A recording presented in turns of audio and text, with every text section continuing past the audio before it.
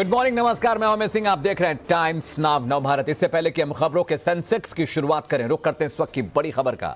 National conference को बड़ा झटका, पार्टी के उपाध्यक्ष अनिल धर का इस्तीफा हो गया है। कश्मीरी पंडितों पर फारूक के बयान से नाराज होकर उन्होंने इस्तीफा दिया। कश्मीरी पंडितों के विस्थापन के लिए पाकिस्तान की बजाय तत्कालीन गवर्नर को ठहराया था जिम्मेदार। इस वक्त की बड़ी खबर आपको बता दें, परिसीमन के बीच नेशनल कॉन्फ्रेंस को बड़ा झटका लगा है। पार्टी के उपाध्यक्ष वरिष्ठ लीडर अनिल धर ने पार्टी से इस्तीफा दे दिया है। कश्मीरी पंडितों पर फारूक के बयान से अनिल धर लगातार नाराज चल रहे थे। कश्मीरी पंडितों के विस्थापन के लिए पाकिस्तान की बजाय तत्कालीन गवर्नर को जिम्मेदार ठहराने की बात से भी वो नाराज थे। और अब यह खबर आ रही है कि नेशनल कॉन्फ्रेंस से उन्होंने पार्टी के उपाध्यक्ष पद से इस्तीफा दे दिया है। चुनावों से ठीक पहले जिस तरह के कश्मीर में हालात बन रहे हैं, नेशनल कॉन्फ्रेंस के लिए अनिल धर का जाना एक बड़ा झटका है। चलिए रुक करते हैं दूसरी अहम और बड़ी खबर का। पंजाब में बेअदबी मामले में डिप्टी सीएम सुखजिंदर रंधावा ने केंद्रीय गृह मंत्री अमित शाह को खत लिखा है। रंधावा ने बेअदबी मामले में सजा को उम्र कैद करने की मांग की है। आईपीसी संशोधन बिल 2018 को मंजूरी दिलवाने की मांग भी अमित शाह से की गई है। बिल में बेअदबी करने पर उम्र कैद की सजा का प्रावधान है, जो विधानसभा से पहले ही पारित हो चुका है। बिल में किसी भी धार्मिक ग्रंथ की बेअदबी पर उम्र कैद का प्रावधान है। रंधावा ने शाह से मांग किया कि राष्ट्रपति के पास पेंडिंग इस बिल को मंजूरी दिलवाने की कोशिश की जाए, प्रयास किए जाए। तो इस वक्त की दूसरी बड़ी खबर यह है कि बेअदबी मामले में लगातार पंजाब में सियासत तेज हो रही है। और अब डिप्टी सीएम ने एक चिट्ठी लिखी है गृह मंत्री अमित शाह को, जिसमें 2018 में पंजाब विधानसभा में जो बिल पास हुआ था बेअदबी को लेकर, उससे राष्ट्रपति से मंजूरी दिलाने की अपील की गई है। मेरे सहयोगी गुरप्रीत मेरे साथ जुड़ रहे हैं। गुरप्रीत, बेअदबी का मामला लगातार और गर्म होता जा रहा है, सियासी घमासान शुरू हो चुका है। अब डिप्टी सीएम की चिट्ठी कितनी अहम बात है?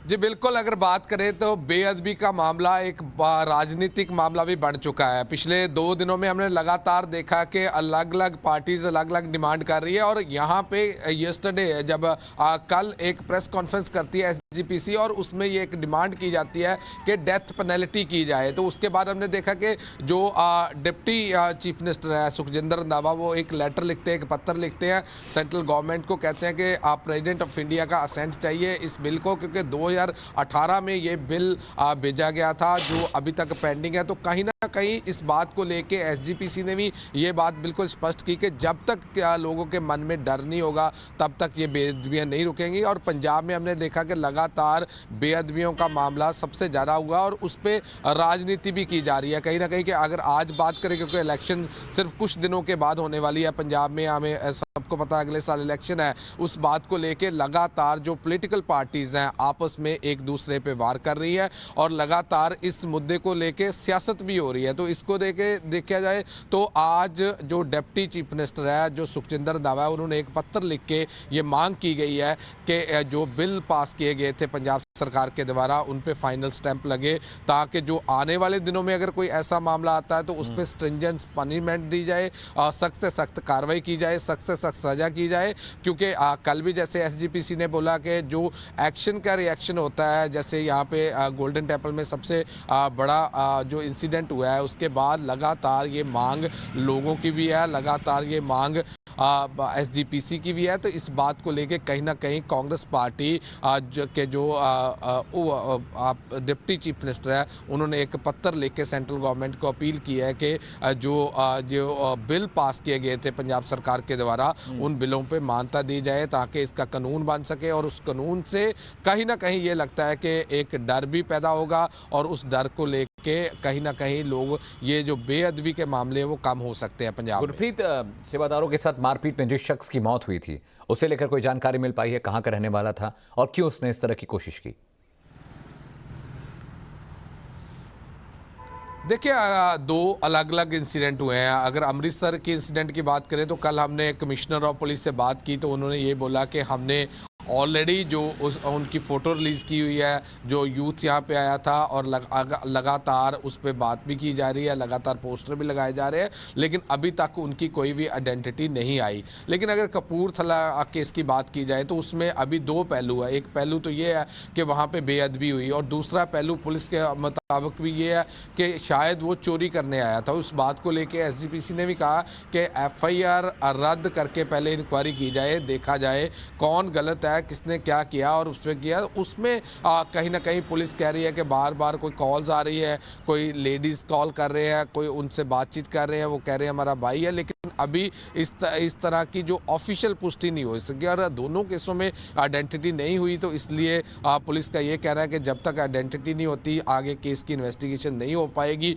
और यहाँ पे अगर बात करें गोल्डन टेम्पल के जो इंसिडेंट की, वहाँ सीसीटीवी फुटेज लगातार खंगाली जा रही है, और जैसे पहले कहा जा रहा था कि बहुत बड़ी कॉन्स्पिरेसी लग रही है, पुलिस का ये कहना है कि हर सीसीटीवी फुटेज में जो उनके पास आई है उसमें अकेला यूथ दिख रहा है। तो कहीं ना कहीं उस बात को लेके भी पुलिस लगातार गुरप्रीत, अब इस खबर पर नजर बनाकर रखिए, लगातार इसमें अपडेट हो रहे हैं और जैसे कोई नया अपडेट आता है हम आपका रुख करेंगे, आपसे सवाल जवाब करेंगे। चलिए अब इस खबर के बाद शुरू करते हैं खबरों का सेंसेक्स, जिसमें देश भर से हमारे रिपोर्टर हमसे जुड़ते हैं, कनेक्ट होते हैं और दिन भर की जो बड़ी खबरें हैं, जो हलचल में रहने वाली हैं, जो एजेंडा तय करेंगी देश का, उन खबरों पर हम बात करेंगे। सबसे पहले मैं रुख करूंगा गौरव श्रीवास्तव का, मेरे सहयोगी जुड़ रहे हैं। गौरव, खबरों के सेंसेक्स के लिहाज से आपके पास आज कौन सी बड़ी खबर है जो पूरे दिन सुर्खियों में रह सकती है? देखिए, खबरों के सेंसेक्स में आज सबसे बड़ी खबर यह है कि संसद का सत्र जो कि 23 तारीख को खत्म होने वाला है, उससे पहले आज सुबह 9:15 बजे बीजेपी संसदीय दल की बैठक है और प्रधानमंत्री नरेंद्र मोदी शामिल होंगे।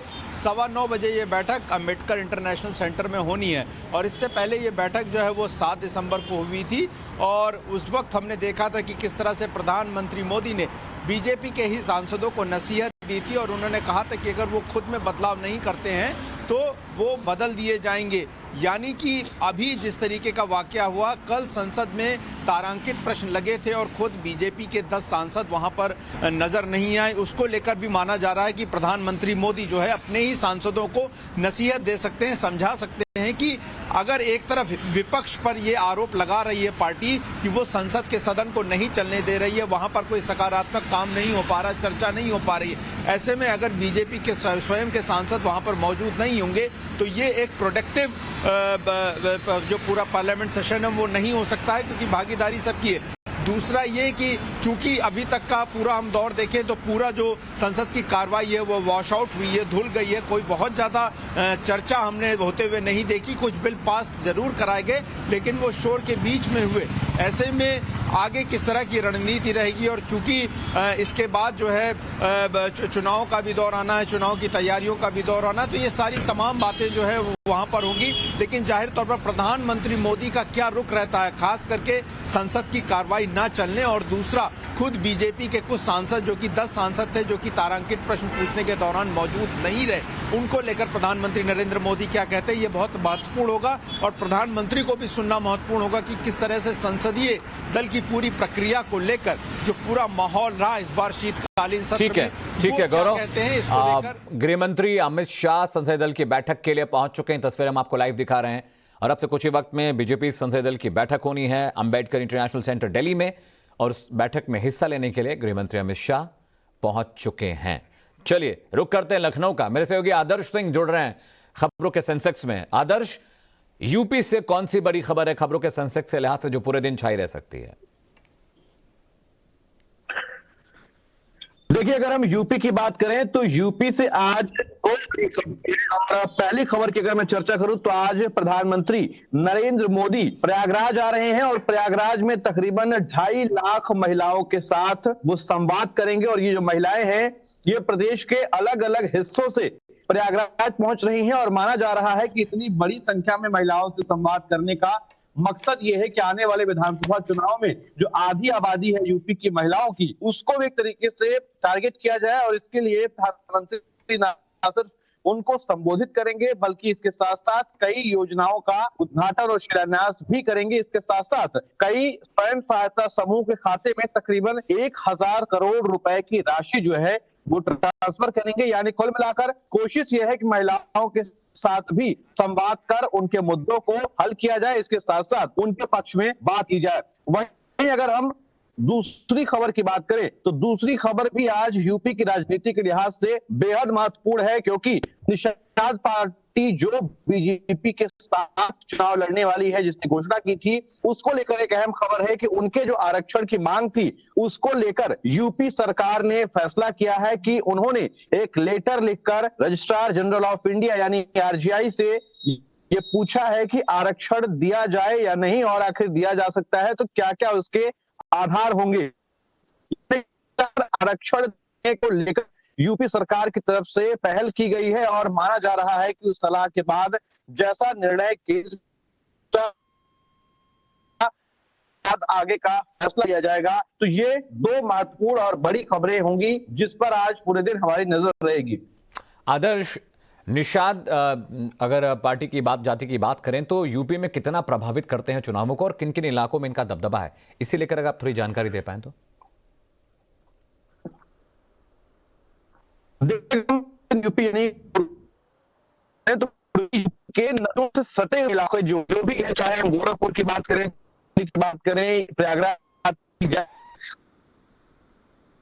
की बात करें, तो सभी जगहों पर निषाद जो है अच्छी खासी संख्या में मौजूद हैं और प्रभाव रखते हैं। कम से कम इतना प्रभाव रखते हैं कि जीत भले ना पाए, किसी और हराने की क्षमता जरूर रखते हैं। तो ऐसे में वोटों के संख्या के लिहाज से बेहद निर्णायक वोट होते हैं, यानी जिसके साथ जाएंगे निश्चित तौर पर उनका भला होगा राजनीतिक तौर पर। ऐसे में अगर निषाद का जो आरक्षण की मांग है वो बीजेपी की तरफ से पूरी कर दी जाती है, निश्चित तौर पर पूर्वी यूपी में एक बड़ी आबादी है और एक बड़ा भूभाग है जहां पर निषादों के वोट का प्रभाव रहेगा और उसका फायदा बीजेपी को भी मिले। चलिए आदर्श, बहुत बहुत शुक्रिया इस खबर को समझाने के लिए और बताने के लिए। रुक करते हैं मेरी सहयोगी रंजीता दिल्ली से जुड़े। रंजीता, खबरों के सेंसेक्स के लिहाज से आपके पास आज कौन सी बड़ी खबर है? देखिए, शीतकालीन सत्र को खत्म होने में सिर्फ 3 दिन बचे हैं और इस 3 दिन को भी विपक्षी पार्टियां जो सरकार को घेरने में लगाना चाहती है। और रणनीति सरकार की ये है कि लखीमपुर खीरी में जो घटना हुई थी, किसानों के ऊपर जो गाड़ी चला दी गई थी, जिस पर उत्तर प्रदेश में एसआईटी जांच भी कर रही है, लेकिन लगातार विपक्षी पार्टियों का ये कहना है, राहुल गांधी ने भी संसद में इस बात को उठाया था, स्थगन प्रस्ताव दिया था और ये कहा था कि गृह राज्य मंत्री यानी जो मुख्य आरोपी है उनके पिता को उनके पद से निकाला जाए, इस्तीफा उनका लिया जाए। और उस बाबत आज गांधी प्रतिमा जो संसद के अंदर है वहां से विजय चौक तक विपक्षी पार्टियां एकजुटता के साथ मार्च करेगी। इस मार्च में राहुल गांधी भी शामिल होंगे और ये कोशिश की जाएगी कि शीतकालीन सत्र में इस मांग को उठाते हुए उत्तर प्रदेश चुनाव से भी जोड़ा जाए, क्योंकि विधानसभा चुनाव है उत्तर प्रदेश में और कांग्रेस और दूसरी जो विपक्षी पार्टियां हैं उसको ये लगता है कि एक बड़ा चुनावी मुद्दा हो सकता है बीजेपी को घेरने के लिए। इसलिए एक संसद से विजय चौक तक का ये मार्च जो है वो विपक्षी पार्टियों की तरफ से किया जाएगा, जिसके बाद मार्च खत्म होने के बाद एक ज्वाइंट प्रेस कॉन्फ्रेंस भी होगी जिसमें राहुल गांधी सहित टीएमसी, सपा, इसके अलावा और विपक्षी पार्टियां आरजेडी, ये तमाम पार्टियों के जो सांसद हैं वो मीडिया से बातचीत करेंगे। रंजीता, खबरों के सेंसेक्स में आज दूसरी कौन सी बड़ी खबर है आपके पास? देखिए, ऐश्वर्या राय से की ईडी से पूछताछ हुई है, जिस तरह की खबरें निकल कर आई उसके बाद कल जया बच्चन से कई बार मीडिया बात करने की कोशिश की, लेकिन उन्होंने इस पूरे मामले पर कुछ भी कहने से इनकार कर दिया। लेकिन संसद के अंदर जो चीजें निकल कर आई, जो वीडियो निकल कर आया, वो नाराजगी जता रही थी। उन्हें संसद में बोलने का मौका मिला राज्यसभा में, लेकिन अपनी नाराजगी में वो जो बीजेपी के सांसद है उस पर निशाना साधती नजर आई, जिसके बाद उन पर एक कमेंट किया गया बीजेपी के सांसद द्वारा और उसपे उन्होंने अपना आपा खो दिया और नाराजगी में आकर ये कहा कि पर्सनल कमेंट नहीं सहूंगी और उस सांसद को इस्तीफा देना चाहिए। सांसद ने ये कहा था कि ये फिल्म नहीं है, नाटक बंद कीजिए और बैठ जाइए। जिसके बाद जया बच्चन की नाराजगी जो है वो संसद के अंदर फूटी और बाहर निकलकर भी उन्होंने इस बात को लेकर आपत्ति जताई कि संसद के अंदर किसी भी सांसद के ऊपर निजी टिप्पणी नहीं होनी चाहिए और जब चेयर के बैठे हुए जो लोग हैं उनको भी इस पर संज्ञान लेने की जरूरत है। रंजीता, कल आपने शिवसेना की जो लीडर हैं उनसे भी आपने बात की थी, प्रियंका चतुर्वेदी ने। उन्होंने भी इस मसले पर कहा था कि चूंकि सरकार, मोदी जी सरकार में है और समाजवादी पार्टी की वो नेता है, शायद इसलिए उन पर निशाना साधा जा रहा है। देखिए, निश्चित तौर पर जया बच्चन ने इसको लेकर कुछ नहीं कहा, लेकिन कई जो विपक्षी पार्टियों के सांसद हैं उन्होंने इस पर जमकर प्रतिक्रिया दी।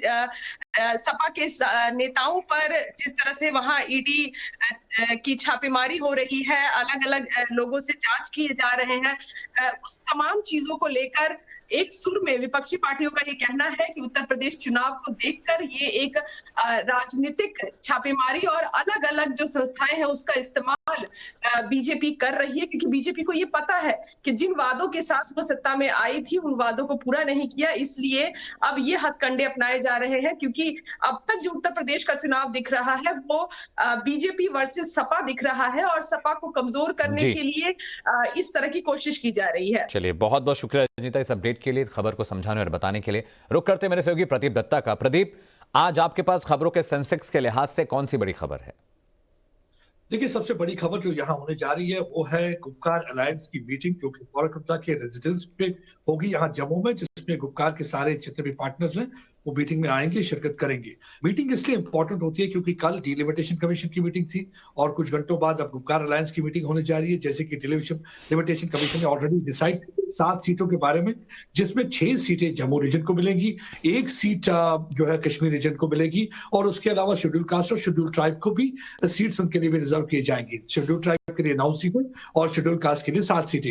लेकिन जब से ये डिलिमिटेशन कमीशन का ये प्रपोजल आया है, तब से हमने देखा है कि कश्मीर में काफी सियासत गर्म हो चुकी है और जो कश्मीर सेंट्रिक पॉलिटिकल पार्टीज है उन्होंने एक तो नेशनल कॉन्फ्रेंस में भी निशाना साधना शुरू कर दिया और दूसरा उन्होंने कहा है कि ये हमें डिलिमिटेशन कमीशन का प्रपोजल जो है बिल्कुल भी एक्सेप्टेबल नहीं है, क्योंकि 31 दिसंबर तक उन्होंने इस पे बातचीत चर्चा करनी है और अपना जो व्यू पॉइंट देना है। तो आज जो ये मीटिंग होगी गुपकार अलायंस की, इसमें डिलिमिटेशन कमीशन को लेकर डिस्कस किया जाएगा और काफी सवाल भी पूछे जाएंगे फारूक अब्दुल्ला को, क्योंकि फारूक अब्दुल्ला का कहा जाता है कि अंदर तो उन्होंने कुछ भी नहीं बोला, लेकिन उमर अब्दुल्ला देखिए आप किस तरीके से सियासत कर रहे हैं, बाहर वो ट्विटर पे लिख रहे हैं ये अनएक्सेप्टेबल है। तो सवाल उनसे पूछा जा रहा है कि एक तरफ आप अंदर जब जाते हैं, प्रपोजल आपको दिखाया जाता है, तब आप एक भी लफ्ज नहीं बोलते, जब आप बाहर आते हैं तो आप दूसरी बात बोल करते हैं। तो ये कब तक दोहरी नीति और ये दोहरी भाषा का प्रयोग आप करते रहेंगे और लोगों को पूरे बनाते रहेंगे? तो ये काफी क्रूशियल मीटिंग रहेगी। तो आज के दिन देखते हैं कि क्या इस मीटिंग के बाद निकल के आता है, क्या उनका फैसला होता है, क्या डिलिमिटेशन को लेके बोलेंगे। लेकिन अभी तक यही लग रहा है कि डिलिमिटेशन का प्रपोजल उन्हें एक्सेप्टेबल नहीं है, सो उनकी तरफ से ये बहुत बड़ा बयान आने वाला है। उसके अलावा जो दूसरी बड़ी खबर है वो एयर डिफेंस सिस्टम को लेके है। S-400 एयर डिफेंस सिस्टम को पंजाब बॉर्डर पे डिप्लॉय कर दिया गया है। स्क्वाड्रन जो है ये रशिया का बना हुआ एयर डिफेंस सिस्टम है और बहुत ही कारगर साबित होगा, क्योंकि इस एयर डिफेंस सिस्टम में 4 के करीब मिसाइल लगे हुए हैं जो long range, short range, medium range, किसी भी किस्म का कोई भी एरियल खतरा हो सकता है चाइना की तरफ से, पाकिस्तान की तरफ से, उसे ध्वस्त कर सकता है। यानी कि अगर 400 किलोमीटर की दूरी पर कोई भी विमान उन्हें नजर आता है, एक तो उसे वो डिटेक्ट कर लेगा और दूसरा उसे एंगेज करने के बाद ध्वस्त कर देगा, पूरी तरह से नष्ट कर देगा। यानी कि 400 किलोमीटर की दूरी पर भी वो मिसाइल मार कर सकता है, 250 किलोमीटर की दूरी पे होगा तब भी मार कर सकता है, 120 या 40 किलोमीटर। सो ये 4 डिफरेंट किस्म के मिसाइल सिस्टम है और ये डील रशिया के साथ 35,000 करोड़ पे साइन हुई थी और इस डील के तहत अभी एक स्क्वाड्रन तो आ चुका है। By the end of this year 5 squadron मिल जाएंगे और उसके बाद ईस्टर्न सेक्टर लद्दाख वगैरह वहां भी इसकी डिप्लॉयमेंट होगी। अगर देखा जाए तो एशिया में भारत ही एक ऐसा मुल्क होगा जिसके पास ये एयर डिफेंस सिस्टम होगा। लगातार हमने देखा है कि पाकिस्तान की तरफ से नापाक इरादे और कोशिशें जारी हैं और दूसरी तरफ चीन भी कोशिश करता है कि भारत को प्रोवोक करने की। तो इन सब चीजों को मद्देनजर रखते हुए भारत अपने जो सिक्योरिटी या सुरक्षा कवच जो है बहुत स्ट्रांग रखना चाहता है। जमीनी सतह पर तो हमारी फौज तैयार तो है ही बैठी, उसके अलावा जो एयर डिफेंस सिस्टम है ये बहुत इंपॉर्टेंट है। आजकल के दौर में जहां ड्रोन का इस्तेमाल हो रहा है, वो लगातार किया जा रहा है, बहुत सारी टेक्नोलॉजी इंप्रूव हुई है। तो इन सब चीजों को देखिए, आर्मेनिया और अजरबैजान की जो जंग से भारत ने भी काफी सबक लिया है, किस तरीके से आर्मेनिया ने लगातार ड्रोन का इस्तेमाल करके अजरबैजान इस्तेमाल करके आर्मेनिया के टैंक उड़ा दिए थे। तो अजरबैजान को एक काफी कामयाबी मिली थी। तो यहाँ भी उनकी पूरी कोशिश है कि हमारा एयर डिफेंस सिस्टम पुख्ता रहे, स्ट्रांग रहे। तो किसी भी किस्म की चुनौती से निपटने के लिए भारत तैयार है। पंजाब की सीमा पर लग चुका है, आने वाले दिनों में ईस्टर्न सेक्टर, लद्दाख और बाकी जगह पे सीमा पे भी ये लगाया जाएगा। 4 मिसाइल हैं, डिस्ट्रॉय मतलब डिटेक्ट कर सकता है, एंगेज कर सकता है, कर सकता है 400 किलोमीटर की दूरी पे कोई भी अगर दुश्मन का विमान या कोई भी ऐसा एरियल ऑब्जेक्ट उन्हें नजर आ जाए। चलिए प्रदीप, बहुत बहुत शुक्रिया इस खबर को समझाने के लिए। रुक करते मेरे से होगी तमाल का। तमाल, आपके पास खबरों के सेंसेक्स के लिहाज से कोलकाता से कौन सी बड़ी खबर है?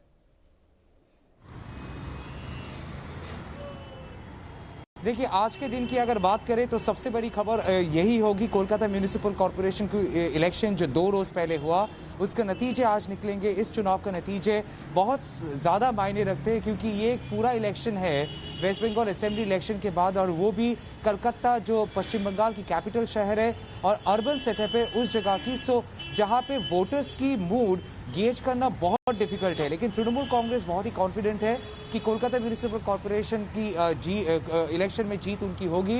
उन्होंने ये भी आंकड़ा रखा है कि करीबन 130 के ऊपर से भी नंबर्स आएंगे, जबकि टोटल सीट्स है 144। बीजेपी ने बहुत सारे आरोप लगाए इलेक्शन के दिन, चाहे वो रिगिंग हो जाए, चाहे वो वायलेंस की हो जाए, चाहे पोलिंग एजेंट को ना बैठने देने की हो, और ये इस हद तक उन्होंने कहा कि पुलिस को इस्तेमाल किया गया है, और जिस कारण से वो सेंट्रल फोर्स के डिमांड भी किए थे। और इलेक्शन के बाद भी बीजेपी ने अपना डिमांड जारी रखा, गवर्नर से, स्टेट इलेक्शन कमीशन से मिलके फिर से चुनाव होने की डिमांड किया है। लेकिन आज के दिन में रिजल्ट्स आना शुरू हो गया है और रिजल्ट्स का अर्ली ट्रेंड्स इंडिकेट कर रहा है करीबन 55 सीटों में तृणमूल कांग्रेस अभी आगे है और बीजेपी करीबन 3 सीटों पे आगे है। लेकिन ट्रेंड्स है, रिजल्ट्स अभी आना। कमाल, बहुत बहुत शुक्रिया। आप इस खबर पर नजर बना के रखिए, दोबारा अपडेट के लिए आपका रुख करेंगे। अब मैं चलता हूं अपनी सहयोगी हर्षा के पास। हर्षा, खबरों के सेंसेक्स के लिहाज से आपके पास आज कौन सी बड़ी खबर है?